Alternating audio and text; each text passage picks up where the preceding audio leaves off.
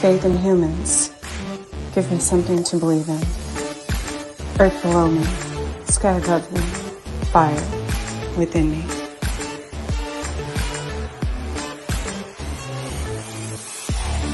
Brought to you by UPRN Network. I'm Trish Mo, and this is The Missing Piece.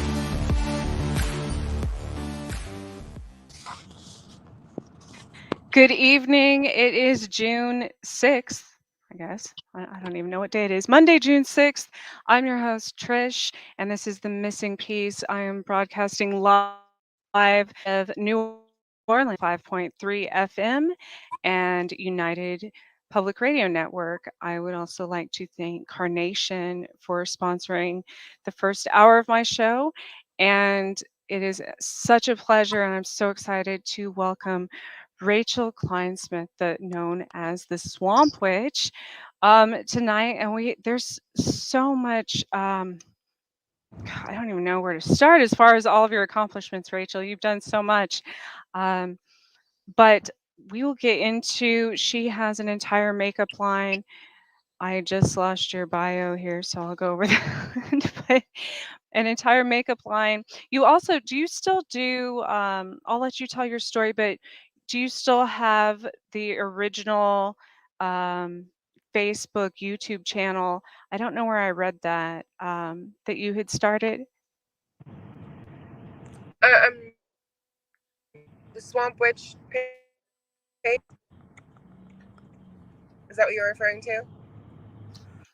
I'm sorry, okay, you're back now. You kind of cut out there for a second. Yes. I know you have the Swamp Witch page, but is that the original one? That it's the same one you've always had? Yeah, it was originally named Depressed Swamp Witch because I was going through sort of a hard time a few years ago after my first makeup line. We got really big really fast, and we didn't have the infrastructure in place to support it, and I kind of had to shut it down, step back, and then work to get out of debt from that before I could start over. And I was going through a hard time, so I kind of made that because everyone always called me a swamp witch because I always have this wild hair, and I'm from New Orleans, and and I just started posting things that I felt were cathartic. Some of them were themed around New Orleans, some of them were like dark academia stuff, just relatable content, a lot of feminist type stuff. And it kind of ballooned as well. I thought no one's gonna like this content but me. I'm just posting it for me. And then we ended up with 220,000 followers. I think we're almost 230 now. Wow. Yeah. So whenever you think that you're the only person in the world that likes something, you're wrong. There's a lot of people who are into the exact same things and feel the exact same way that you do. It's interesting you say that because that's actually intuitively what led me to your site was recently. I kind of did the same thing. I started 2 years ago. I started a makeup line, well, kind of skincare makeup. And I had to shut it down and kind of recalibrate and everything. And then I went through this whole period with health problems with Lyme disease and everything. So I just recently started another YouTube channel telling that story, and how it can deal with like mental health and depression and ADHD and autism and stuff. So I didn't even realize when I ran across you again, being interviewed you were recently interviewed by Patty Negri, right? The Good Witch, who's been on here before. You were on her podcast. Yes. And she's a very dear friend of mine and a client of mine. We work very closely together. Yes, I love Pat. I had her. She was she was like my second or third guest on my own show a few months ago. And but yeah, that's where I ran across you again. And I'm like, hey, that's I used to see her and I didn't even really, I have a short memory here, so I didn't remember a long time ago that that it was you. So I'm happy. I'm so happy you're here. Um, so let's get into first of all, Rachel has so many amazing things on her her makeup line and website that that's something that there's so much there that most people don't even think about, like the health warnings and the products, or the, what am I trying to say? All the different chemicals and things, the ingredients that are in makeup. You disclose all of that. You also have a link for the pro accounts for artists, which you give a discount to. Um, but what was your inspiration for that specific? How did your makeup company get started? Well, it's been a very long process. Um, my mom took me to the Clinique counter when I was like 13 years old and got me the whole skincare makeup line. I started wearing makeup religiously. And when I was in high school, I found the Gothic subculture, and that took me in a whole different direction with cosmetics. And simultaneously, I started selling Mary Kay, which I know I was too young to do. My mom had gotten an account with them to be a salesperson just so I could sell, you know, through her name, basically. And I loved learning more about that world. And somewhere along the lines, I discovered Paula Bagoon, the beauty cop, or the beauty, she wrote the beauty Bible. And what she basically did is she went through and she shredded the industry. She created this entire list of every ingredient that you can find in makeup and skincare, what it does, is it good for your skin, what amount is effective, what amount is harmful, all these different things. And she even had, I think at the time, don't go to the hair care counter without me, and don't go to the makeup counter without me. So she had a lot of information on like safety and efficacy, because the weird thing about cosmetics in America is it's largely unregulated. Yeah. There's not a lot of oversight. There's no pre-market testing required, and I think the FDA only bans like 13 ingredients, where in the European Union it's like 1,300. It's a lot of different things. And so, and it's funny, things that do ban are actually allowed in Europe. Like UV pigments in makeup is Hmm. disallowed in the United States. It's not. People do it anyway. And same with glitter. Glitter in eye makeup is not allowed by the FDA. But again, there's no real oversight. It's pretty much all on an honor system. And There's yeah, so much glitter out there. I know, right? I'm like, what? um, well, And that's plus, I mean, you're in California. For people in other parts of the world, California actually does have, compared to all the other states in most yeah, other areas like yes, agriculture and food and stuff, they have a lot more regulations on things like that than any other state. right. So in And with Canada, there's that, no regulation. I mean, that you could just, as long as you're not putting like, well, actually, there's just no regulation. You could probably put cyanide or there's those things in a lot of products out there. So, but there's no, for when I started my makeup or skincare business, there's nothing even for supplements, which is something you ingest. There's no oversight. right. Well, to finish my story is that the more I got into that, the more I realized that I couldn't push the whole Mary Kay skincare line and makeup because I didn't agree with all of the ingredients. And the way that they do their sales program is that you kind of have to push the whole line exclusively. And it's kind of, Oh. and I loved Mary Kay as a person. I read her autobiography. I absolutely love the story behind it. It's brilliant, brilliant businesswoman, good woman. But they also weren't very accepting of me and my alternative look, and they kept wanting me to change. And so that combined with me not feeling comfortable promoting everything, I decided, okay, I'm going to start my own makeup line one day. And then when I was pregnant with my first son in 2011, I was like, okay, well, now's the time because I'm going to have a kid. I've got to do something, with my life that I can support myself long term, because I am very neurodivergent, like we were talking about with the Lyme disease and ADHD. I don't have Lyme, but my friend, a lot of my friends do, and it's a tough disease to deal with. But I am autistic and I am ADHD, and I've never been able to hold on like a regular job. I can work for myself Hmm. endless hours, but for some reason in a corporate regular world environment, I just don't cope very well. So I started my first makeup line in 2011. It grew very slowly because we were kind of coming from a place of poverty. And then Hmm. over the next 7 years, it started becoming profitable. And then in 2018, we went viral and it blew up. Um, now, how do you think, as far as, after the shutdown, I started seeing, which is one of the main problems with all of these newer companies since the shutdown. There were tons of like lip gloss. Lip gloss was a big one. That it seemed, I mean, there were kids like down the street, making lip gloss because they found a video or whatever online, and that's a huge as what I wanted to point out with it, there's a lot. I don't know if it happens with you, but um a lot of products have been linked to uh, make things like autism or ADHD worse, as far as the heavy metals and the artificial colors. Did you experience that before you learned about um, the chemicals in the makeup?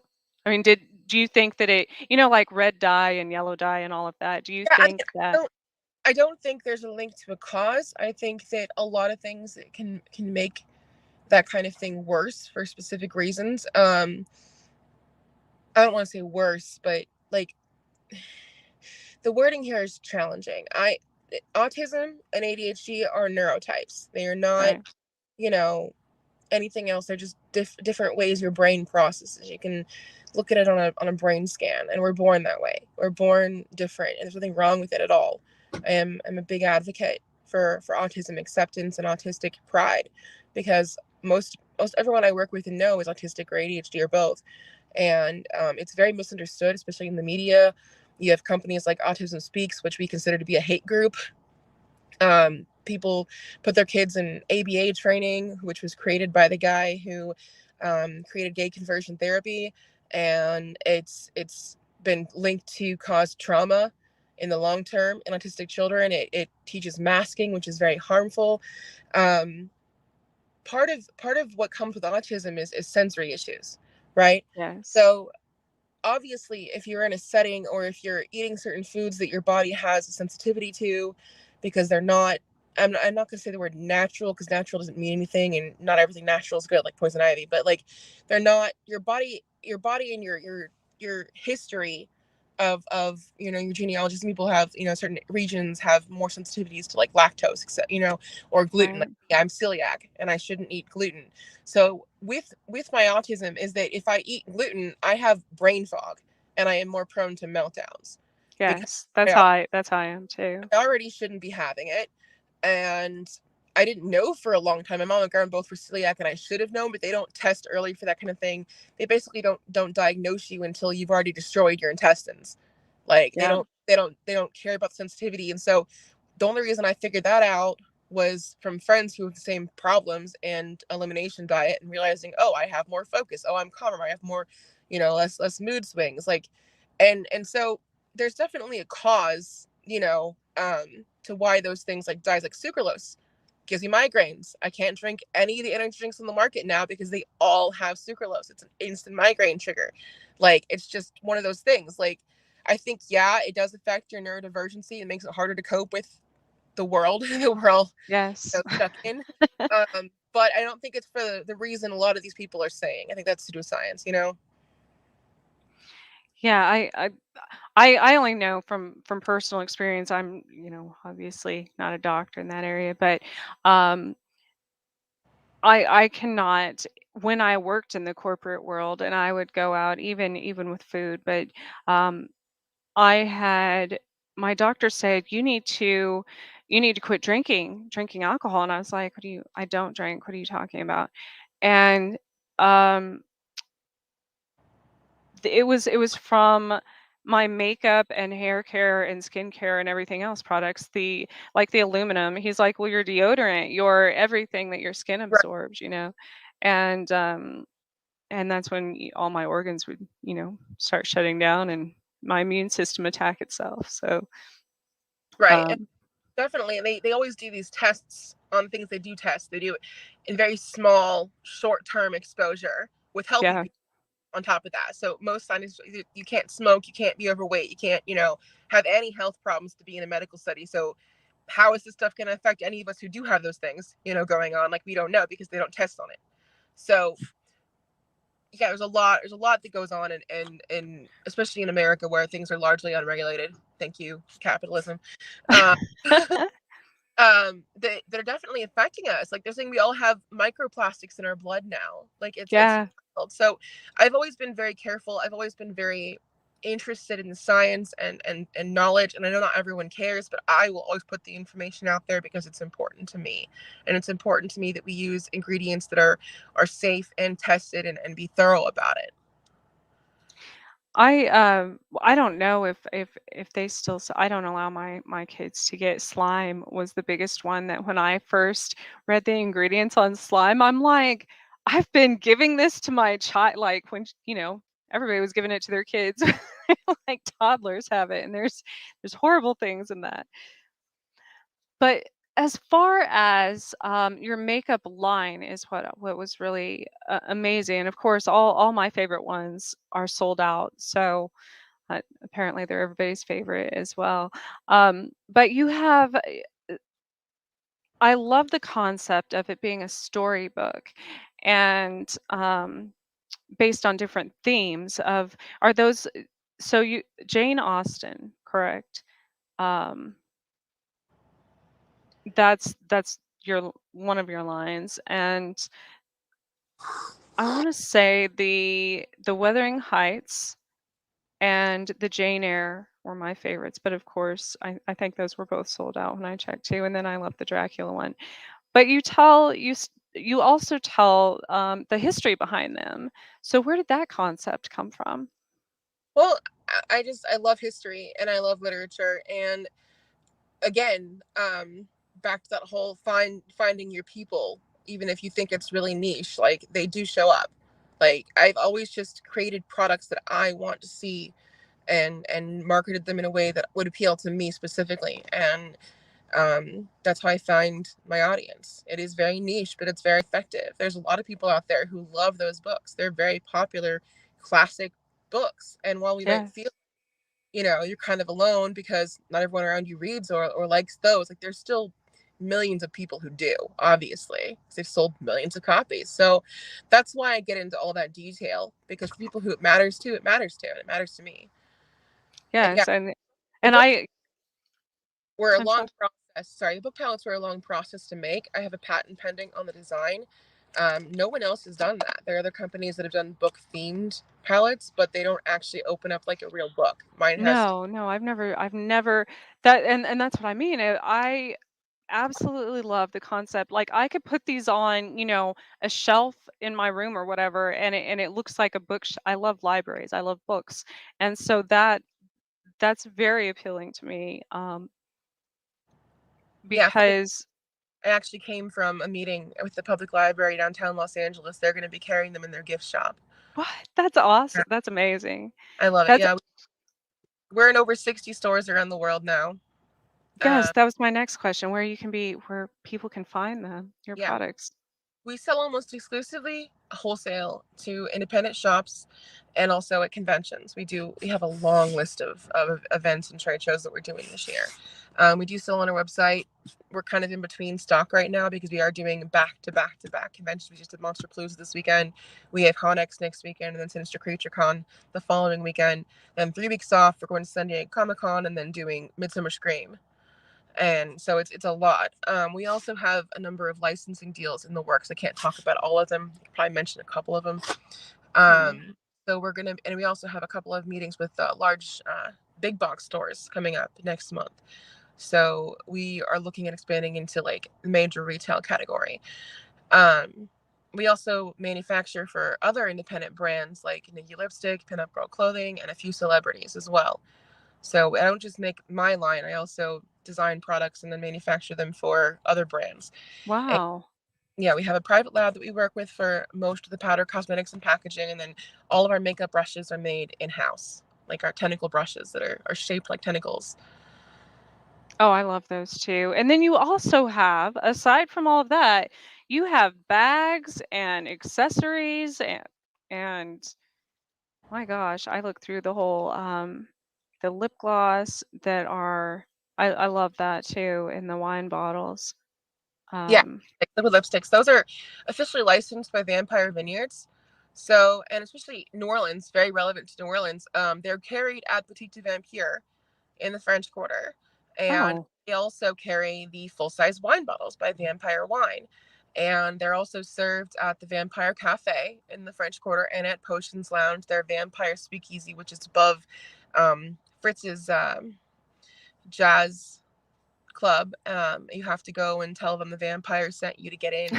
Secret password to get into this secret speakeasy above Bourbon Street, and it's so cool. It's a vampire speakeasy. It looks like you're walking into the 1920s, and yeah, so they carry both our Dracula book palettes and our wine lipsticks, and they also carry the actual wine by Vampire Vineyards. So that's really cool. She actually just bought up the rest of them. That's why we're out of stock for the Dracula right now, because yes, I saw that they're all too. going to New Orleans. That's another one that I was interested in. It was sold out as well. What now? So let's talk about the vampire community. You are editor in chief of the Vampire Magazine, but is that community, is that something that you have always been drawn to, or how did um, you kind of, connect with that community, I guess? Absolutely. Well, when I found the Gothic subculture, and because I'm autistic, it became a special interest of mine. So I pretty much dove in as deep as I could into the history of the Gothic subculture. And somewhere along the lines, I discovered the vampire subculture. I'm not exactly sure where that began, but I was definitely sitting on vampires.com and vampireworld.com circa 2003 ish. And it's I actually found one of my good friends there, and I didn't meet him until 2017. But he is one half of the band Nox Arcana, which is a very famous dark ambient band, very good, big in the Gothic community. Joseph Vargo's the other half. He did a lot of Gothic artwork. They used to sell it in Hot Topic. They used to sell it in Spencer's back in the day. And yeah, I met him, and now he's like my best friend. After moving to Oh, California. wow. Funny thing is, I was in this time period. I also was shopping at Hot Topic, obviously, because we all were in the 2000s, small goths, And I was living Shoot, I still am half the time. I was living in Kansas at the time, and that was the only really option we had. To be Well, Kansas, there that's was why I still do it. yeah, and I lived at the mall in high school. I was a total mall goth, total cringe. I don't care. It was an era, and Yes. Dark Realms magazine, put out by Joseph Vargo and Christine Philippak at the time, was in Hot Topic, and I picked up a copy. And there was an article there on Endless Night Vampire Ball in 2002 in New Orleans. And Oh, it's been wow. there since 95. Every Halloween weekend since 95, New Orleans Endless Night Vampire Ball is there. And when I moved to Los Angeles in 2015, a few months later, I noticed that Father Sebastian, who puts on the Endless Night Vampire Balls, was going to be at Bar Sinister. And I'm friends with um, Lisa, the manager there. And so we used to go out there and vend our makeup. We still do occasionally. In fact, the Vampire Magazine thing, Juliet Landau from Buffy the Vampire Slayer is our most recent cover model. And she's going to be doing a signing at Bar Sinister on the 25th this month. So I'm going to be back at Bar Sinister again. But I ended up meeting him there, and he's like, "Hey, you want to come out to my friend's 450th birthday party?" Because they just add, a zero to the end of their years. And I'm like, "Sure." So he took me to this Vampire Wine Lounge in Beverly Hills, which is actually owned by Michael Chat from Vampire Vineyards. They sold vampire wine there. So I Oh, kind of just got wow. thrust into this world that I'd been reading about since I was a teenager, and like kind of thrown into the inner circle by accident. And slowly over the last few years, I started working with Sebastian. We did a license with my first makeup line with his stuff, and it sold out. In fact, affiliation with that is what got me viral the first time. There was one of his customers had a fan page for Vampire the Masquerade in Mexico, and they shared the original mock-up of the tentacle brushes, and it went viral.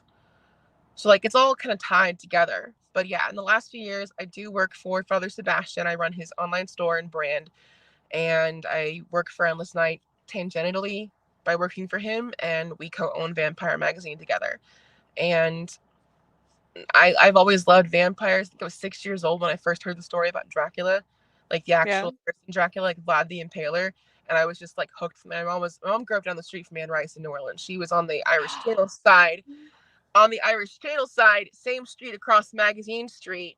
but she had always loved Anne Rice and always had the books at home, and she was an avid reader. She was a librarian, so I was exposed to that world at a very early age. And Queen of the Damned, I know it gets a lot of hate, but Oh, it came out, the movie, I mean, because it's not really based on it's based on two different books, but right. um it was perfect for me. I was 15 years old when it came out. I was listening to all those bands, like that was exactly what I was looking for, like at that moment. So it's always been a thing on my radar, and I'm very happy to be as involved as I am now, getting to talk and work with all these different vampire celebrities, people who are involved in the vampire world, pop culture, music, film, TV, everything. It's just great. That's exactly how I was when I read all the Anne Rice books when I was little. I was obsessed. I mean, I watched over and over and over, because I we just had VCRs back in the 80s. And but The Lost Boys was one of them over and over.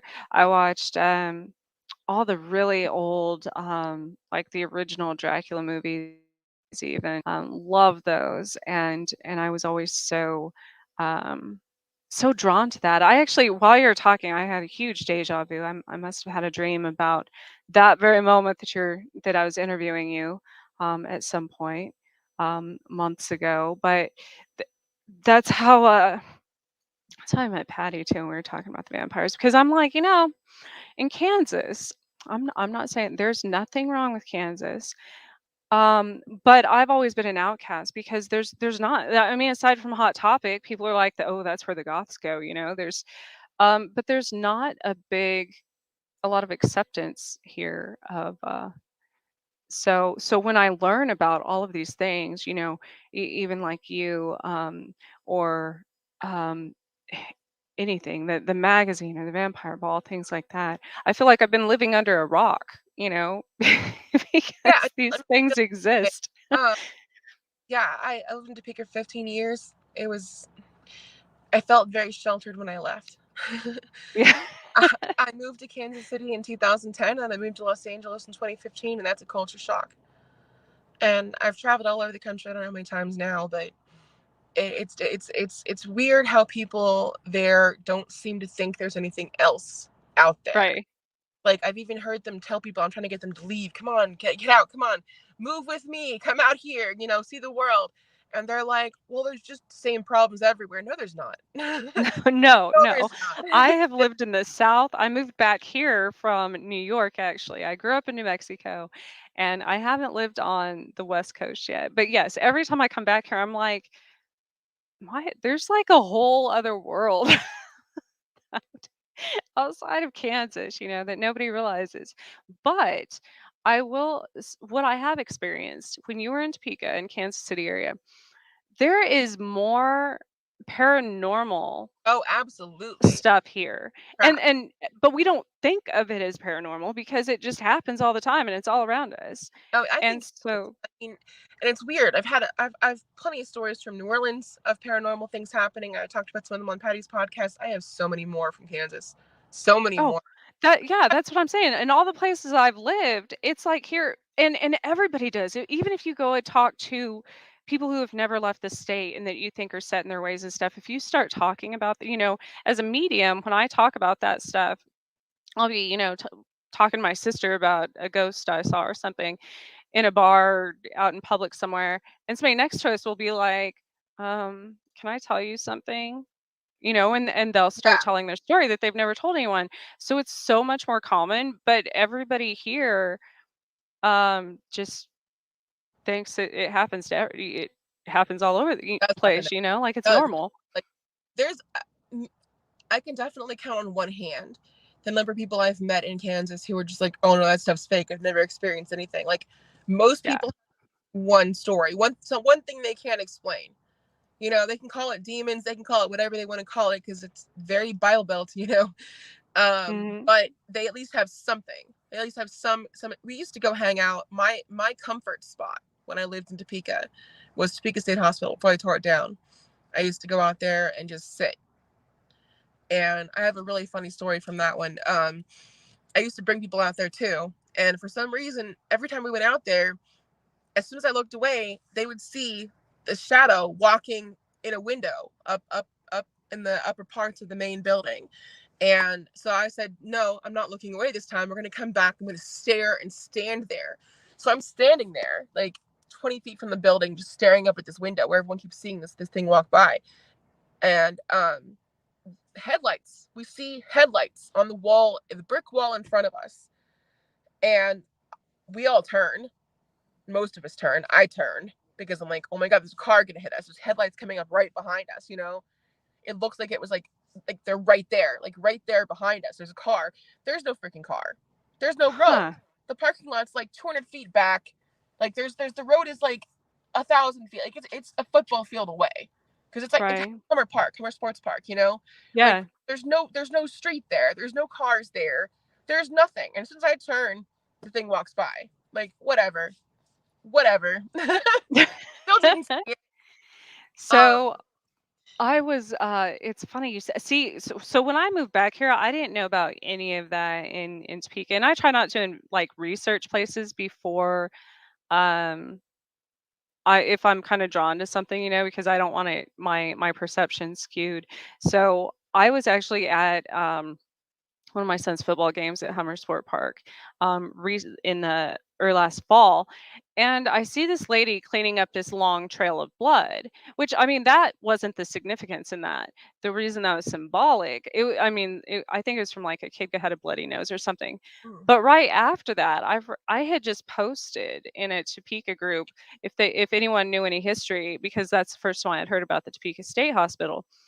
And there are so many stories. People are oh, like, "Oh yeah, there's bodies underground there." And that's what the unmarked significance grave. of the There is a graveyard, but there's also unmarked graves too. And it always had this really strange energy, like because it was a state hospital. It was a mental hospital, and people were not treated very well there. no. It's Um, it's one of the most notorious for the horrendous things that were done there. and it's wild. Rochester Cemetery. Have you been there? I go there all the time. I love that I cemetery. love it because it's a predictable haunting. Yeah. It doesn't matter Yeah, every but time I everybody's go there. afraid of it, and I find No, peace at those places. absolutely. Every single time I went there at night, not during the day, but at night, of course, we saw the albino woman every Mhm. single time at varying distance from ourselves, but it never failed. I could bring anybody there, be like, hey, come check this out. You know, you want to see this? And here's the whole story about the lady who she was an albino woman and she walked her dog late at night because, you know, she was shunned by society, and she still does. She's still there. Yeah. She's dead. And every time we went there, we saw her.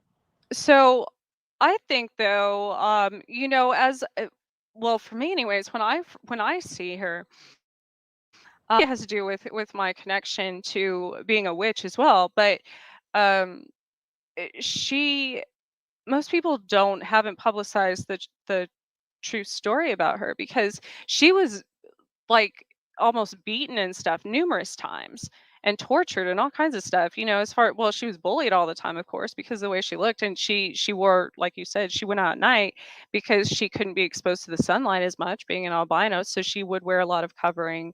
um but she had that it's not it's a skin, aside from albinoism, she had that condition where your veins, they're more like this, her skin was thinner, so they, how when blood oxidizes, or it's actually blue, but so when your skin's translucent, I guess that's what gave her the blue appearance. um Okay. but there's a whole story. I need to research that more sometime, because yeah, she was beat up a few times and like dragged and all kinds of stuff that people don't realize. They just say, oh, she's a scary witch and blah blah blah. No, No, she I just like this is I mean, the internet wasn't quite as, I mean, it's been around for a long time, but I mean, this was just local stories I heard. I think I tried Googling it a couple times in like the early 2000s, didn't find much about it. So I really didn't have any source of information outside of just the rumors, but all I heard was that she was, you know, stayed away from people because they didn't understand her. I didn't know that that had happened. That's really horrible and oh sad. yeah, that's what I'm saying. So the first story I got from everywhere in the internet and everywhere else, and when I right after I first saw her, because I didn't think, I'm like, oh, she's very peaceful to me, and we get along great, you know. So, Right. but I started reading up on what really happened, and compared to all these horrendous, she's a monster and she curses people and all this. No, no, it was actually teenagers and all kinds of different people that bullied her. So, um, Tika is really, really bad about bullying. I yes, have a lot of yes. friends who have grown up there and left, and it's really, really, I can't emphasize enough, not like that everywhere.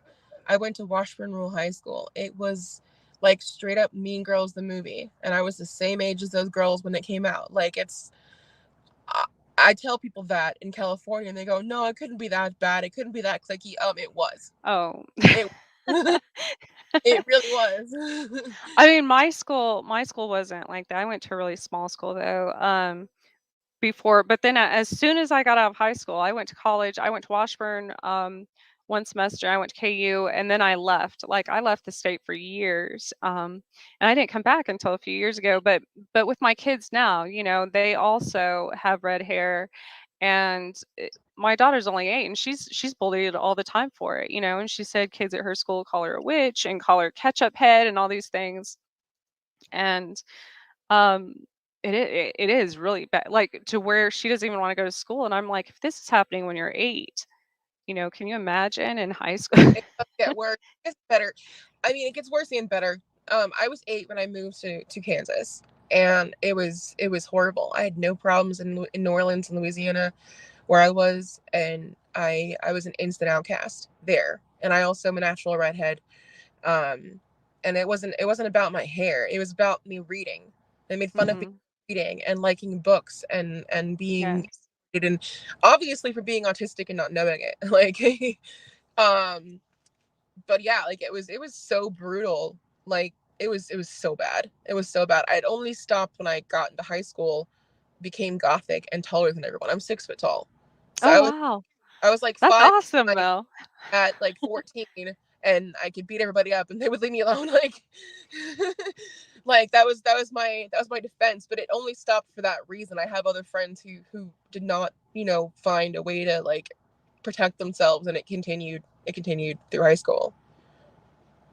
Yeah, I'm very much kind of an outcast here, so we're trying to move, I just haven't decided, which I think is so expensive in California, though, nowadays, I don't. But there's also more money and there's more social It's safety true. nets. There's practically universal health care. There's so much money for college. If like if, you have a daughter, she's 8. If she graduates high school in California, she gets free college for 2 years. Oh, wow. So I mean, like, yeah, it's more expensive, but it's really also not. I moved back to Kansas for 9 months. Um, Family was having health problems, and I wanted to go out there for a little while, and we thought, okay, well, we're cutting our rent in half. Surely we can make money doing some of the same things that you can't. They can't. I can't afford to live anywhere but Los Angeles because it's what I do. What I do requires me to being here, and what you do would find you in good company here. Well, and I think that's, you know, I've quote, well, I've probably misquoted this many times before, but there's a saying about the fish, you know, that spent all its life thinking, um, it wasn't like everybody else because it lived in a tree, you know. So, and I don't even know who originally said that or where it came It's from, but attributed to Einstein. I'm not sure if that was actually him that said it, but it's often attributed to he Einstein. was also, this is my little, I don't know if you can see my little, my Yeah. Einstein bobblehead. It sits on my desk. Yes. Y- yeah. So there's something to that effect of, if a fish goes its entire life, um, God, I'm gonna have to look that up. I don't even know what that. And I So and I keep saying I'm gonna move back to New Orleans because it is home. I always feel at home there. I always go back. I'm there at least once a year, just twice a year. This year we are riding in the crew of Boo on October 22nd, so I'll be back there for that, and then for the next 2 weeks we'll be there what? because of Endless Night New Orleans.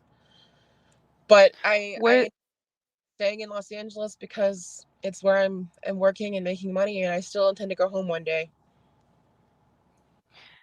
What is the crew of Boo for? It is a parade like the Mardi Gras style parades, big floats, dancing, bands, the whole nine. But it's during Halloween time. And so what month is you're also going to Romania, correct? November, yeah. November. Okay.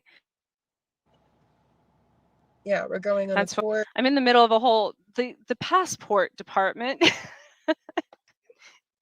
is I had to go through the whole getting a new birth certificate and everything since the shutdown, and it's it's a mess. I'm like, if I can get that before, oh, that's what it was. She came on right before it was in April.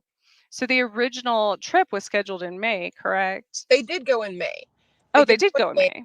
but there was a lot of people that wanted to wait, and so she split up the trip and did 2 trips. Uh, Okay, that's what it was. And I'm I'm like, Yeah, I'm going to the one in November because it's better for my schedule. It's going to be a little different itinerary, but still really cool. It's like 10 days, 9 nights, and we're going to explore all of the old monasteries, a lot of the haunted places, Dracula's castle, both the one from the movie and also his actual castle. And yeah, Patty's doing a whole like paranormal investigation at Parnari Castle, and it's going to be really cool. oh my goodness, I want to go so bad. I'm like, that's why it was rescheduled badly. I'm like, there's a reason. So I couldn't get everything together in that amount by May anyways, not the beginning of May. And the new variant of COVID, there were some people who just really wanted to wait, so they Hmm. just split the group in two. Yeah, that's what I saw on that. And so is there a limit on how many people can go on that trip? Yeah, the limit's around like 30 something people, I think, but we still have some tickets available, and it's honestly a really great deal. It's Yeah, it wasn't bad. $150 down payment, and then it's like 2,500 something for the whole trip, and it includes several meals, it includes transportation. Um, it's everything but airfare pretty much. Like your accommodations are included, like, and some meals you have to pay for yourself, but it's a really good deal. Like it really is. You should come to Kansas in a few weeks I wish when I could going to when Patty's gonna be there, yeah. but unfortunately I can't. um, Oh, I'm doing a convention right before that in Sacramento, and then I have a meeting with Walmart in Arkansas because they want to carry our king cake palettes next year in the southern states. wow, that's Potentially. exciting. That's a major. It's a meeting. There's nothing been decided yet, but we did get invited to come and meet with them in person. They say Walmart's going to be the new Amazon too. So, more people are going to be shopping apparently. I just saw that last night, shopping there. We sell on Walmart.com. We do sell on Amazon.com. It's just shipped from us. We're not using it for fulfillment centers. But yeah, we sold out of 600 of those king cake pallets at the beginning of the year during carnival season. Flirty Girl bought a whole bunch. They have like 6 different stores now, I think. But also Fifi Mahoney's in the French Quarter. There was an Ace Hardware in Mandeville, I Louisiana. saw that. Ace I was Hardware. like, that's awesome. Bought some king cake pallets, and I'm like, okay, cool. Like, and I love it. I'm really happy people enjoyed them because I've been wanting to do that forever, and it was fun. Yes, that's one that I loved as well. Uh, and I think that one I'm gonna have to go back on there because all the ones I looked at were. Um, do you have?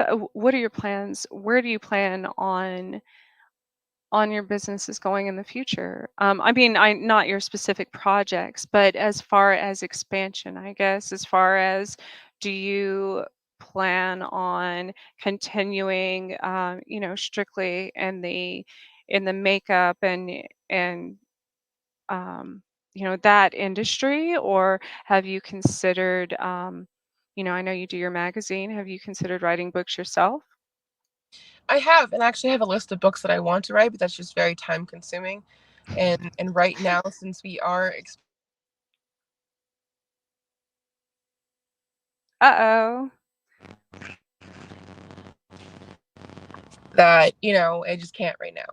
So at some point I will. I actually had the idea because one of my kids really wants to get into witchy stuff. My 9-year-old Corbin, he actually read Patty's book and loved it. Writing a kid's book that's like not targeted towards little girls, like could be any gender or for little boys too, because all the kids' books around witchcraft are very gendered, and I feel like that's Yes. just disadvantage for a lot of kids that are interested.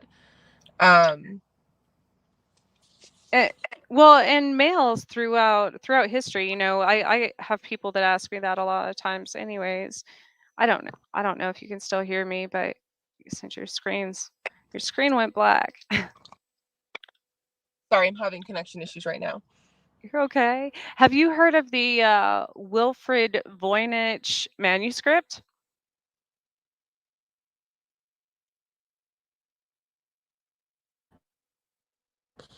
Oh, You there? Are yep. you back? Yeah. Okay. I don't know if you heard, well, maybe. Can you hear me?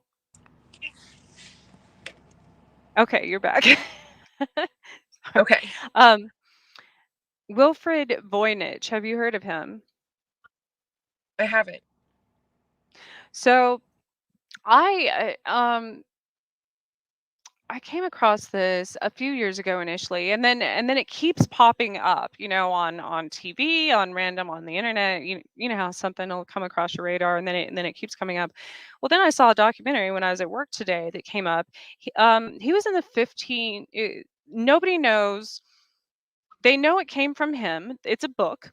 They know that, but there's no title, there weren't any, they added page numbers later, but basically they're like, we don't know what this book is. It's a book. There's descriptions of all these botanicals, there's astrology, there's pictures of naked women going around the sun. And so I'm listening to these documentaries and I was like, okay, that's a grimoire. Like it's it was obvious to me, Right? but Sounds like one. right, and that's exactly how I would make a grimoire, how I do, or how most people, I know, because you go through different phases of curiosity and learning about different, your astrology and plants and animals and all of that, and then of course the phases of the moon and but I'm assuming because it was back, he was married. He left the book when he died. Obviously, his wife, he died when he was only 60 or something, but his wife kept it for years, and then various people tried to sell it, and could never sell it. And now, only recently has it become, now there's scientists and people now that these things are more accepted. There's people, spiritualists from all over, trying to interpret it, and he wrote in an interesting code language that nobody has been able to decipher. And but I'm assuming he did that in his time because he was a male. And even though throughout history, especially back in medieval times, wizards and such were more accepted. I assume he was taking the more what would have been considered feminine route back then. Um, and I mean, it's not that way now because we don't, as witches in our community, we don't distinguish it like Right. there's no A witch is a witch. It's a not gendered right. term, you know? But back then, I can see why he wouldn't, um, why he would come up with a code.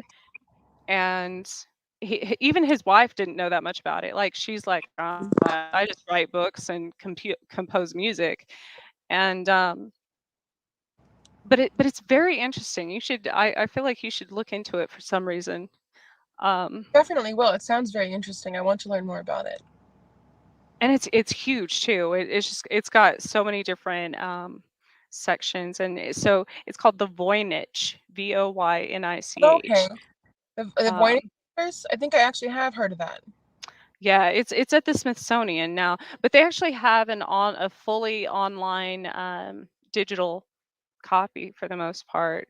Um, but there's cryptoologists I mean, so many people have tried to figure out what it means. But like I said, these people are all scientists. Even just seeing it first glance, through a perspective of witchcraft, I'm like, oh, well, I know what that is.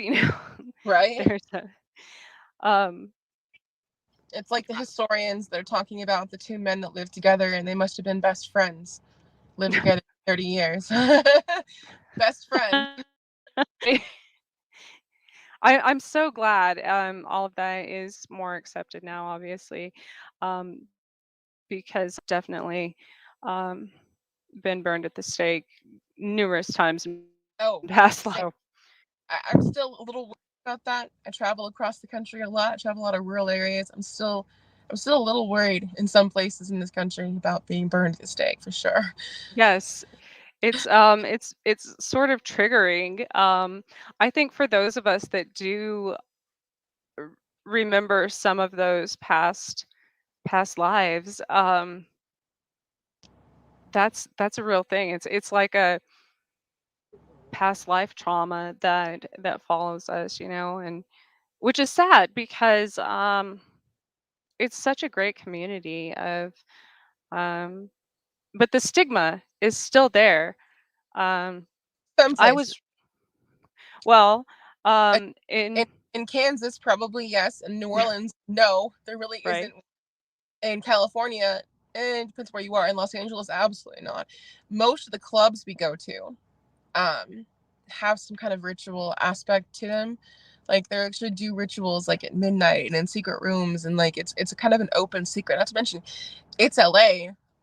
There's Santeria and brujeria everywhere. Like you can see candles in every grocery store. The 7 day candles. You can see pictures of Santa Muerte everywhere. Like it's not really hidden here. And it's not really hidden in New Orleans. You can walk down anywhere in the French Quarter on the river and you can find altars set up with money that no one's touching because they don't dare, candles burning, no one messes with them. It's just accepted to be real by most people, whether they practice it or not. It's so it just really depends on where you are. Obviously places like Salem, it's pretty common, even now, Right. huge witch community in Salem, Massachusetts, um more than there ever was during the time of the Salem witch trials, you know so it really depends on where you are. Yeah, Kansas people are like, witch, scary, but like most places I think are being more accepting for sure. I was going to tell you one of I don't think I've ever mentioned this on my show. I know I mentioned it on Chasing Prophecy because that's right around the time I found it. I looked up the definition for witch on just, Googled it. So in the Oxford, let's see, this one is from the Oxford Dictionary. This is the definition that they still have. A woman thought to have magic powers, especially evil ones, Wow. popularly depicted as wearing a black cloak and pointed hat and flying on a broomstick. Wow. The Oxford Dictionary. Yeah. So that's not the only one. I went through all of these and I was like, you know what? Like how also a verb, cast an evil spell on. Isn't that nice? So that's my problem. Yes, there's the, Hobbit style flying on a broomstick thing. Okay, I get that. But for kids or somebody who's researching witchcraft or witches or reading up on it and they believe everything they see in the dictionary, Merriam-Webster back in the day, and then you see that. So that's a problem. And every other religion, every other practice, every other anything in the United States, especially, is protected by any type of um, what's the word? I lost the word. Yeah, and so the fact that witchcraft isn't included in any of that, especially around Halloween and stuff. And I get, the whole dressing up as witch, whatever that, but any other practice, whether spiritual, religious, whatever, um, it wouldn't be accepted to do the same, you know? Right. So, Yeah, no, that's disappointing. I did not know that about the dictionary definitions. That's really oh, disappointing. I do have here's, I have a oh, funny story from Washburn High School in Kansas about oh, witchcraft. I want to hear it. Just a second. So here's the exact Merriam-Webster version. A person, especially a woman, there you go again with the Gender. the gender, who is credited with having usually malignant supernatural powers. Wow. Yeah, I I think feel we like we should we start should petition create like write something. to them and Yeah, like sort of petition to get them to like yes. change it. That would probably go viral pretty quickly. It gets a lot of attention because I had no idea that Their that was second definition is a woman who is believed to practice usually black magic, often with the aid of the devil. wow. Wow. Wow.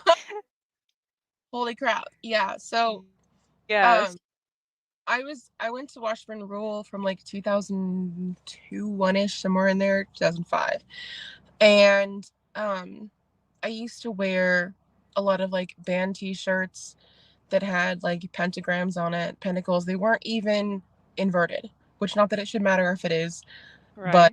they weren't. They weren't at all. And it was against the dress code to have anything depicting quote unquote Satanism or witchcraft. And so I kept getting in trouble and suspended and told to turn my shirts inside out because they had these things on it. And I was like, this is not okay. Like, this is religious discrimination. Like, you're not allowed to do that. If I can't have this on here, even though it's not what it is, like, it's still a religious symbol. Like, it's not why I'm wearing. Right. Like, they shouldn't be able to wear crosses and stars of Davids if I can't have this on here. So I Exactly. ended up carving a pentagram into my hand because they couldn't make me turn it around. And uh yeah, that do not recommend. Do not try this at home. But it got a response. Not a good one. I got suspended for like 3 days, but they couldn't do anything about it. Like the scar took like a couple weeks to heal. They couldn't stop me from going to school. So Right. kind of made a point. There was a particular security officer at the school that loved to harass us. His name was Officer Target. I recently learned he passed away, and I recently learned that he also had a lawsuit against him for like inappropriate behavior towards a student. He threatened to tase me one time just for asking a question. Like it was wild. He was on a total totalitarian trip, like security guard on steroids at a high school. Wow. Yeah, so that was a fun experience, but I enjoyed them not being able to do anything about that little pentagram thing. Have you been to Stoll? I have long after the church was no longer there, of course, and we didn't get very close because they are very careful about arresting people who actually cross into the grounds. So we just kind of drove by slowly and looked over the fence. Which is ironic because their website, I had no idea. This was just, I don't know, like last when I moved back here, not very long ago. I mean, I went when I was younger, when the church was still there, in fact. And then of course I went when I came back here. And on their website it says people are welcome to visit during daytime hours, because I don't think they can restrict if you're doing which is what I was doing. Obviously if a spirit leads me somewhere, then I'm going to go there, or if I'm doing genealogy research or things like that. um and of course people like us are the least likely to desecrate a grave, or anything as far as Right. far as that goes, especially in broad daylight. I was with my daughter, and This we were was like there. 2009, Oh and wow. I'm not sure they had a website then, but there was plenty of reviews on Google talking about don't go, they'll arrest you. Don't do this, like you can't go during. And I think there was something about families only. Like if you didn't have a family in the cemetery, you weren't allowed in. So I just didn't try it. Well, yeah, and I don't recommend it, because that's what I was getting to. I saw this, went there during the day, we were there for a while. I was just walking around, paying my respects, and a sheriff shows up and he said, "What are you doing here? This is private property." And I said, I'm sorry, I was looking for family members," which technically, yes, meaning family uh, of witches, like, Right. you know, I don't think I have any direct family, um, but anyways, yes, that's exactly what he said. He said it's private property, and um, but I said something interesting, and I mean, I'm, as you know, that people who channel everything, we don't accidentally mean to say anything, especially in that situation. I said I was trying to find a family member that used to be buried here. And he goes, "Used to be? You mean they aren't here anymore?" And I'm like, "Oh, perhaps not." I'm like, "Well, that answers my question then." So, That is very interesting. yeah. And my daughter's like, Mom, what did you scared him?" And I mean, and that was a complete channel because I didn't even realize I was saying, it's one of those things Right. that something else said. And I was like, "Well, I guess we're done here and I don't need to be here." So that was, I've never, I had heard about certain people that previously were buried there that were moved and stuff, but um I don't know. I don't think that's what I meant by that. So that was interesting. That is interesting. Especially, yeah, especially with the whole werewolf story and stuff that goes along with that one. There's so Uh, much. There's so many things like that, and it's really hard because Topeka actually has a higher crime rate. And I know it's in between Topeka and Lawrence, but Topeka actually has a higher crime rate per capita than Kansas City, yes. Missouri. And Kansas City is pretty bad. Like it's bad as far as, like, I used to live in East Kansas City, east of Trishs. I know. Like, they don't really talk about it. Like, it doesn't get in the news. Like, most of the murders No. happen there. So it's very hard to verify a lot of the rumors and things you hear in those towns, because they don't like talking about it. Oh, we're just a nice small town. Nothing bad happens here. No, no. Yeah. So Kansas, it gets hard. I think it has a higher crime rate per capita than some of the bigger, like Yeah. Atlanta, and Violent and crime it's rate per hard to capita believe. specifically. A violent crime rate is higher, not Yeah, like petty crime. Talking about violent crime. yes. And there's even recently, man, there's been like, it'll come across the scanner. They'll be like, "Oh, we saw, so and so burying somebody or digging up somebody in their backyard in Oakland this week." And I'm like, Yeah, again, like, but you don't hear about it in the news. You hear about it on like thank little, God for the Facebook Facebook group, groups. right? Facebook group. I'm on a few of those. The Topeka Scanner Radio, the it Yeah. is my dudes. The weird Yeah. stuff happening, and it's funny because also you have, like, the hokier stuff about it, like a 666 zip code, six Yep. six zip code. That's fun. That's a fun one to tell people. Well, so a lot of people don't realize the capital. I never knew this either until I moved back here. The capital has the four, well, it used to have the four different buildings on each corner on the outside of it, outside on the blocks. And one was a Masonic lodge, one was a church. I don't know what church it is now, or what it used to be, but there was a church and then two other buildings, and they were all connected by the underground tunnels. And everybody used to say that um, created a, it wasn't a pentagram, it was, yeah. And so one of those buildings,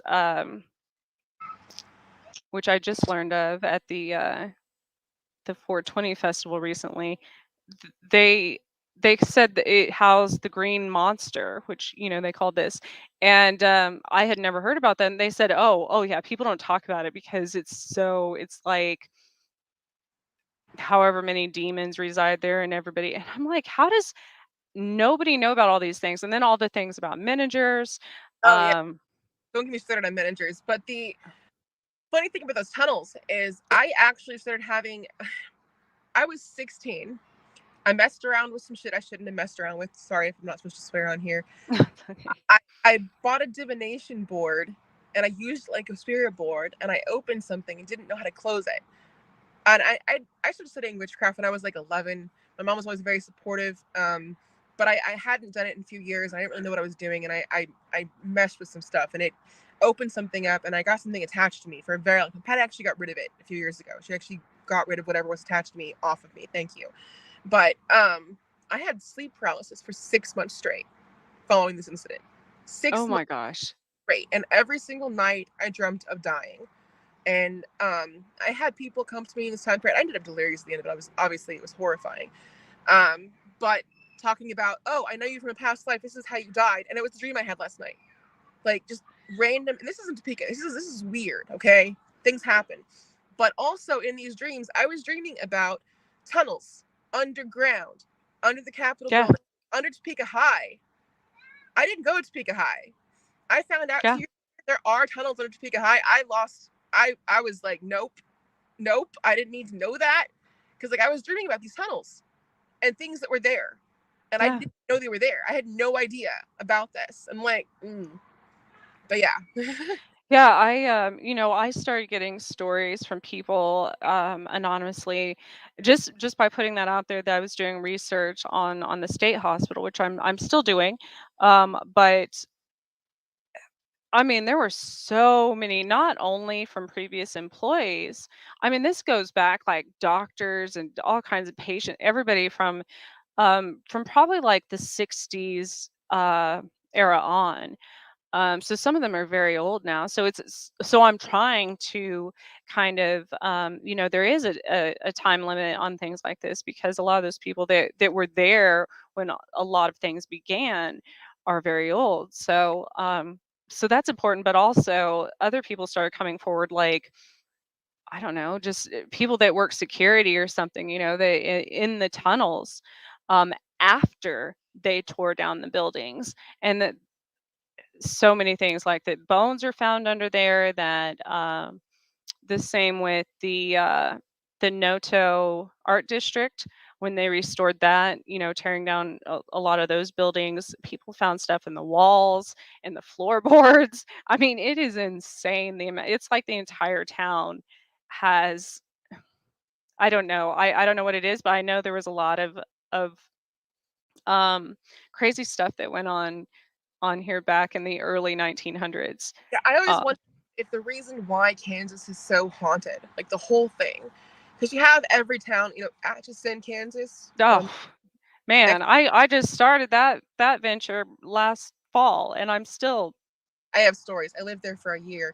My ex-husband is from there, and oh my god, there's so many stories. But it's like the most haunted town in Kansas, right? Well, Holton's like Hotel Josephine, most haunted hotel in Kansas. Fort Scott says they're the most haunted town in Kansas. But like, think about it. Think about the Trail of Tears. Hmm. Like Bleeding so Kansas was so much bloodshed, so much. another thing that I want to do more research on because I just learned of this recently. Stephen King, somebody pointed out when Big Boy came through, the train that hadn't been in commission since the 40s. I took my kids to see it last summer, actually. So that came through, and then there was the last carnival that came through Topeka, and right when that was at, they changed it to the Stormontville Event Center, and Not the I Expo. never knew. No, no, it's not the Expo Center anymore. It's the Stormontville Event Center. Um, But it was there. I didn't even realize that the last carnival was filmed, or that was based out of Lawrence, Kansas. The movie, the old movie from, I want to say from like the 70s, which is a creepy movie. And so I started looking into all, and I was like, This is the anniversary of the last carnival, and the last carnival was touring through here, and they might have done that on purpose. I don't know.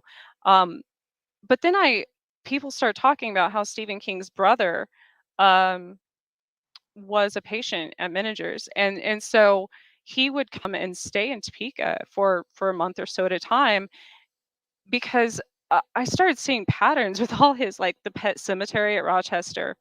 Um, Yes. what is the other? The train is in one of his. What can I think of it? I've read so many of his books. Um, the train. There's also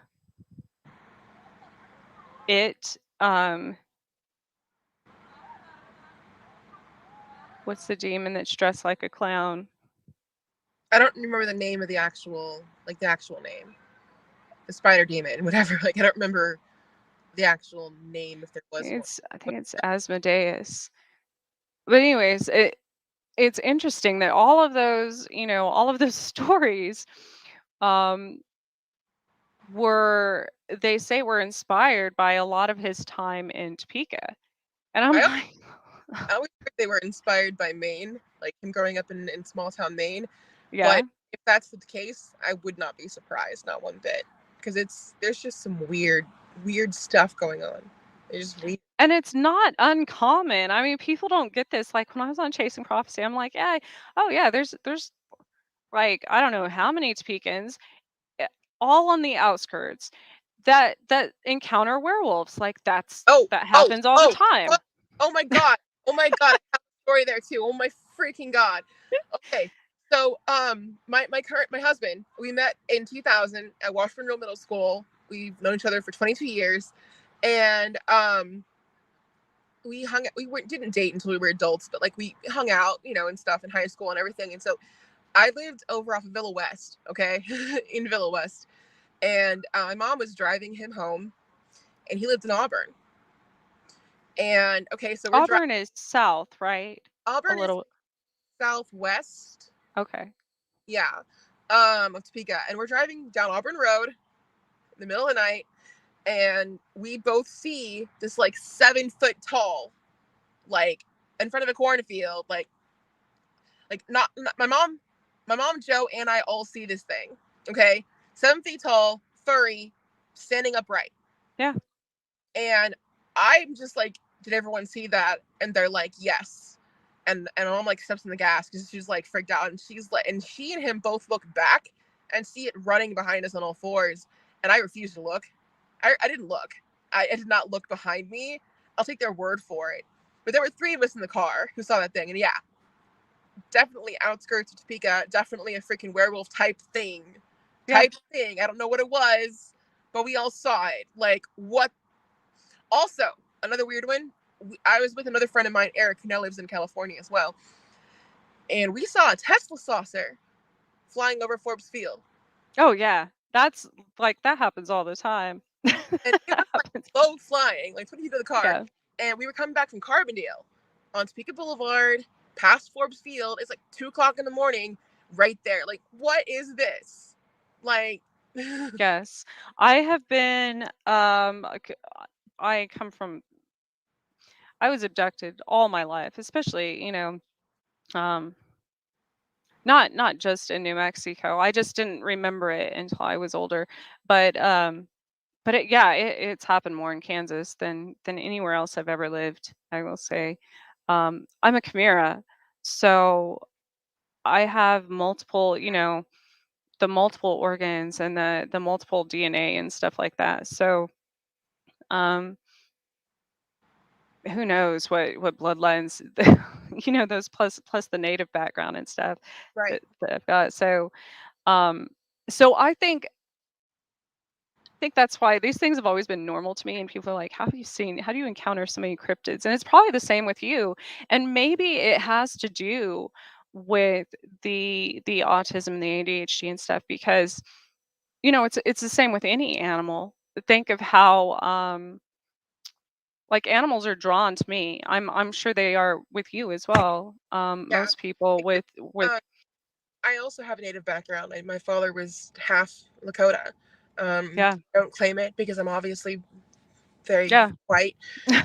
And because by colonizer standards, yes, I am a quarter, so I could pass a blood quantum, but that's colonizer standards. So it's a maternal bloodline, so I'm not native. It's my dad, not my mom. But I do have that his face shape, his eye shape, And actually, it's funny because my first husband from Kansas, he's Crow. He's like half Crow almost, and Absalica tribe. And he pointed out something interesting to me, that he's like, maybe the kids in Kansas could tell that you weren't all white. Like, maybe I know you're redhead, you're white skinned, but like maybe that's part of why they bullied you so badly. Ooh, that's interesting. Because it is a very racist area. Let's be honest. Like, And I'm the same. Like in my family, my parents, my sister, well, my sister's got like brownish hair, but my parents had pitch black hair. I'm the only like redheaded white girl in the family. yeah, I'm only redhead white girl. Yeah, like going back generations, there's no redheads. My mother had brown hair and blue eyes. My dad had black hair and almost black eyes Yeah. and very dark skin. I don't know how they ended up with me, but here I am. Yeah, I'm the same way. And then myself and my kids, we all got red hair. So But um I do have a very indigenous bone structure, so it's possible. Also, the autism obviously is another thing. People, they say that we have kind of an uncanny valley effect on neurotypical people. Like, it's sort of like we're human, but we don't act like they do, and there's just enough difference that it huh, it sort of creates this like uncanny difference. Like, no matter how and masking isn't healthy anyway, and it's very hard to unmask in a lot of circumstances. yes. People are forced to do it in the long term, but once you start learning how to unmask and figuring out who you were before you learned how to mask once, but even if you try for years, like I tried for years to learn how to act neurotypical, and no matter how much I thought I grasped it, I never really did. And there were still just some major differences that caused communication issues, or it could we just communicate differently. And it's funny because amongst other neurodivergents, we have no communication problems. Like, it's just between either way, and they always act like it's a deficit for us, but it's deficit both directions. They can't communicate with us, we can't communicate with them, but we can communicate with each other. Like, we talk just Yeah. fine. Everyone I work with in Los Angeles is neurodivergent. I feel like it's a city of neurodivergence, honestly. Just part of why I love it here. I mean, think about it. Part of one of the criteria that people look at it now, a modern view of it for autism, is, are rules real? Do rules really exist? I already handed it back to you. Yeah, I did. I did, like, immediately. Close the door. Sorry about that. Okay. Do society's rules exist, or are they just made up? And that's one of the big things with Hmm. autism, is they're fake. They're all fake. So just, no one knows what they're doing. Everyone's faking it, right? And so, um, to have the audacity to even come out to a city like Los Angeles and follow your dreams, that's already a pretty neurodivergent thing to do in the first place, because you're already bucking society's expectations. One, two, everywhere you go in LA, everyone is following a very special interest, a career path, their passion, music, film, makeup, whatever. Most of them have made a career out of something that they are obsessed with, right? And on top of that, go to any bar in Los Angeles, what's the first thing they're going to ask you? What are they going to ask you? They're going to ask you, "Hey, what do you do? Probably. What do you do?" Yeah. There's a script. We have a script to follow in social situations here that everyone just does, and it makes it easier. And so I feel like a lot of people here are undiagnosed, and a lot of people are diagnosed. Like, I have a ton of friends here who are diagnosed, but even more are undiagnosed neurodivergent, just because this city attracts it. Well, also, I didn't realize this until I was older, obviously. It actually, especially for women due to hormones and such, the older we get, um the worse the I guess sensory symptoms and Oh yeah, triggers become, absolutely. because and that's why there's actually m- I would say a large population of women in the 30 to 35 year range, age range, that's when they're first diagnosed. Oh, Um, yeah, that definitely is true. It definitely is true. When you get older, it gets harder. Um, mhm. but it also, there's a couple other factors that go into that. One is, um, boys are often, especially in the Midwest, more coddled They aren't held to the same. They always say girls mature faster. No, they don't. No, they don't. Girls don't mature faster. Girls are expected to Yeah, mature I faster. agree. And so we are held to a higher standard from an early age. And we don't really have the luxury of being able to skirt by with, oh, it's just the way I am, like white men can do, white cis men can do. And so I think that's why a lot of girls learn very early on how to mask. And they also present differently, for autistic traits or ADHD traits because of that. More social, can make eye contact, comfortable or not, they do it because they have to. Even the social expectations around, like, you have to hug your family members, you have to do this, it's like we are trained early on to sort of people please, and that led to that. But another thing on top of the sensory issues is you can only go so long in your life, um, being autistic in a neurotypical world and trying to push yourself into that mold before you reach Yeah, burnout. And autistic yeah, burnout is different from professional burnout. It's different from like depression. It's different from, it can get misdiagnosed a lot. A lot of women who are autistic get misdiagnosed with borderline, and things like that. But people get diagnosed in their early 30s because you've been working for 10 plus years, you yeah. know, masking, you're tired, and a lot of people never recover. It takes years. I Mhm. first reached burnout on a long-term scale after my first business failed, and I had to shut down, and it took me a good year. And the pandemic, horrible, but it was a godsend for me to recuperate and rebuild, and gave me the chance to kind of slow down and really like learn about myself and to unmask and then to save money and not go out, and not have to do everything and just go. Because another thing about LA, all the positives, negatives, time, I swear to God, moves faster here. It really does. If I'm I visiting, think it moves faster as we get older in general. it does. Like, I feel that way. It does, It's but I like travel back and forth across the country fairly frequently. In places like Texas, it just feels like it drags on forever. Like a day just lasts 3 times as long. yeah, In the Midwest and like Louisiana and that central time zone, for some reason, that feels normal. LA feels fast. It literally feels like time is just like speeding through. And yeah, of course, you do lose time to right. traffic and the fact that everyone is like racing to the top and trying to get ahead, and there's so much to do, and there's so that definitely contributes. But I've talked to a lot of people who moved from other places because most people Mhm. implants, they with transplants, they I always say that everybody belongs in LA because nobody belongs here, um everyone agrees though. Like everyone agrees, oh yeah, time moves faster. I felt that way in New York as Oh, well. Well, to an extent, only in the city area, and then when I lived upstate, it was like Kansas because it snowed, over our heads and nobody could go anywhere all winter. So it seemed like it went really slow then. But in the cities, yes, absolutely, it felt like it went by really, really fast. The same with like Florida area. So I'm wondering if I thought about doing a study on this. Aside from one, I had this epiphany the other one of those shower theories you you get. um, of do you think people that travel, pilots, commercial pilots, maybe that go across the, like even the international date line or across the country frequently, or people that travel a lot, um, even people that commute, I mean, a significant different or distance, like 100 miles a day or something, one way. Do you think that it affects in some way biologically their aging?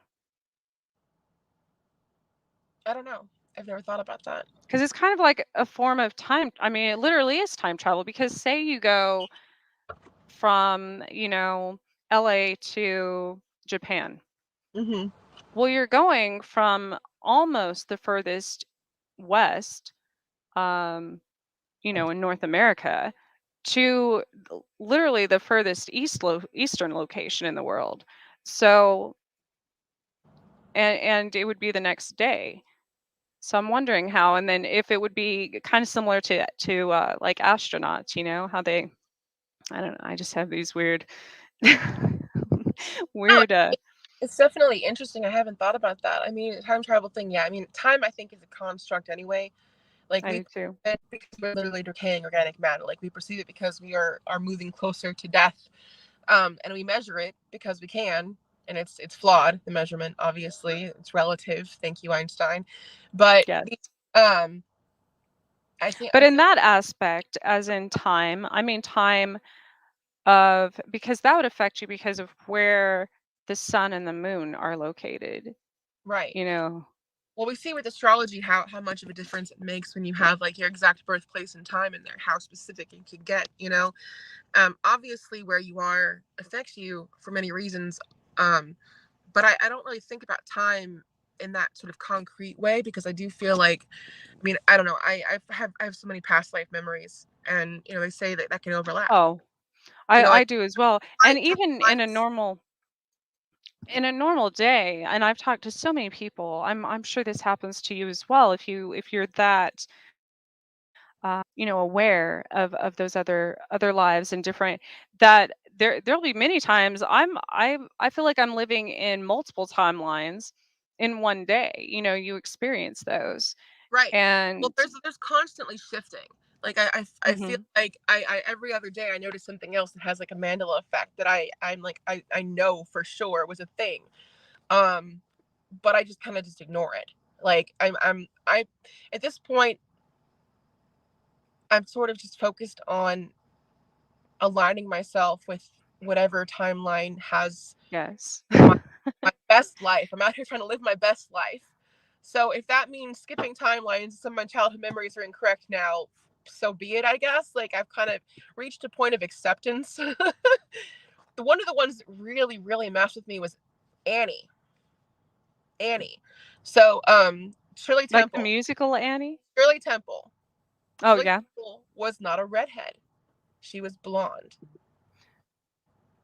I didn't know that actually. Yeah, well, the funny thing is, and I guess you know you could use the excuse that, well, you know, it's black and white and people didn't Mhm. know, but also she never played Little Orphan Annie. She never played Little Orphan Annie ever. She Hmm. played in a different movie about a little girl who was an orphan. Very similar story, but it wasn't Annie. But I swear, as a child, because there were so many old people. My grandmother was part of the silent generation. She was born in 1918. My mother was born in 1950. We have very long generations in my family. I was born in 1987. Okay. People from my grandmother's generation were always around me when I was a small child, curly red hair. And they're like, oh, you look like Little Orphan Annie. You look like Shirley Temple. And they'd say it both together. Both. Huh. And I'm just like, I swear to God, I saw a movie when I was a very small child that had Shirley Temple playing Annie, and it was called Annie. And I swear to God, she had red hair. But in this timeline, for good or for bad, she did not. No, I swear Annie had red Yeah, hair look too. it up. Or I mean, I swear Shirley. See, I just did it Yeah, too. I swear Shirley Temple had red hair. look it up. I was Because mad. as redheads, like, you pay attention to that. Right, Because exactly. I know Red Sonja, The Little Mermaid, Hmm. Pippi Longstocking, Yep. and Shirley Temple. Oh, and Judy Garland. Yes, and should have gone. I went as Pippi Longstocking when I was 6 years old. My grandma put pipe cleaners in my braids. They actually stuck out. Yep. Great. That's funny. But that's what I mean. That there's very few of us that, but like you remember that as a child because specifically, like those were the people at the time. I probably thought that only like five other redheads existed in the world Well, because it we're. is same hair. And it's hard to tell now because you know dyed hair exists and it's gotten really good. Mhm. But like my mother used to tell me, here's an autism moment. She's like, if someone could bottle your hair and sell it, they'd make $1 million. And so I was like literally scared someone was gonna cut off my hair and put it in a bottle. Oh my goodness, I have so many stories of and I've always, well, for the most part, I did shave my head at one point. I mean, almost completely. But um, yeah, I did too. People would come up and like nowadays that somebody would probably call the cops or consider it like I Right. don't know, assault or something. But there would be like older people that would literally grab my ponytail, be like, you know, hey, so and so, that'd be telling their wife or husband or whatever to come look at my, and not even paying attention that like it's attached to my head, you know, like it was a weird thing. I think only other redheads can relate to that. Oh, absolutely. Because, I have a fun story too about that. I was at Mardi Gras when I was like 3, and Pete Fountain, famous jazz clarinetist, came up to me and my grandma, and he handed me a doubloon with his face on it. He was playing clarinet. He stopped marching in the parade, and he said, "She has the same color hair I had when I had hair." Oh, And actually, that's why I chose to play clarinet in middle school, because of him. But he died. really? I played the clarinet too. I didn't know that about him though. Yeah, yeah, Pete Fountain, and he died a few years ago, sadly. But he was a brilliant, brilliant jazz clarinetist, absolutely brilliant. And it seems Well, like we have a lot in common. It's very serendipitous. Our entire I know that's what I was saying. That's I typically interview people that um I've been intuitively led to and I always learn something so profound and something so do you speak on autism um only on to TikTok, only on TikTok, and only to my kids' schools. you Uh, should consider doing it because there's I'm sure you've helped me. I'm sure um there's so many other women out there and men obviously that probably never knew half of the just world of wealth of knowledge you know um I do wish you were coming to Kansas. I mean, I plan on moving hopefully, so I will be, I will be coming through there at some point in the next few months, so I'll definitely reach out. Um, I usually go after New Orleans. I'm not this year because we're going to Romania shortly afterwards. We usually just cut up north and then go over, because then we see family for a bit and then come back. But I forget which trip I'm taking, but there's somewhere I have to go. Oh, Indianapolis. We're going to Gen Con. So we have okay. to go straight through. So that's early August. So Yeah, that and so I was in the ironic thing is I won this everything happens for a reason. So I won this Miss Kansas thing for a scholarship, which back then I wasn't the typical pageant girl. I wasn't. It was something that I did for a scholarship. Never thought I would be good enough to win, and I answered, the question in the Kansas competition, the question they ask everyone at the end. I was the only one that answered differently than all the other girls, and when I went back, and everybody's like, yeah, I think even my friends and parents are like, why would you answer that? I'm like, why do I need to be like everybody? You know what I mean? But I ended up winning it. And one of the things was they sent you to Hollywood. And so that was the first time I'd ever been there. And so it was 20 years ago. I got to go to Hollywood. They sent us they made a video of us like singing and skipping through the through the castle gates and like on the teacups and stuff. And totally not. I was like I had to buy new clothes that weren't all black and all kinds of stuff for that trip. But that was my first time in Hollywood, and the last time I was there, honestly. Um, but I was like starstruck coming from Kansas. Not just that. It seemed like another world. it is. Um, Culture shock is real. yeah. Um, and not just the culture because we weren't around people that much. Aside from like we had our whole pageant and stuff there, but I don't the entire energy, the entire everything feels different than any place I've ever been actually. So, I never pictured myself moving here or living here. I never did. I never pictured myself working in Hollywood. I this was not what I planned for myself, but I'm so grateful, and it's obviously where I'm supposed to be, because every time I consider moving, something else happens, and it's like, nope, here's another opportunity. You got to do this here. You got to be here for this, and I'm like, okay, you know what? I'm supposed to be here. So, and it's funny because my grandmother was born in Columbus, Kansas. You know, oh West Middle wow, Kansas, where the there's nothing. big big bird, the giant steamroller, whatever it's called, the giant, like, shovel thing.